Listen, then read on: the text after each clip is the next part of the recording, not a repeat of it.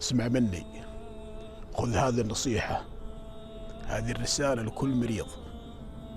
لا تظهر ضعفك للناس دائما. أنا رجل أتكلم عن نفسي. كنت في أصعب ظروفي وفي أصعب حالاتي، والله ما كنت استضعف للبشر. داومت ورحت وجيت، إني عمري ما شكيت لأحد، اللهم لك الحمد.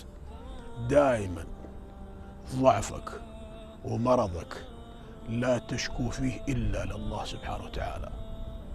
البشر ما راح يتعاطفون معك، خذ الكلام هذا مني، فوالله لن ينظر لك إلا بنظرة استضعاف، وبأنك مريض وبأنك متضجر وتتشكى.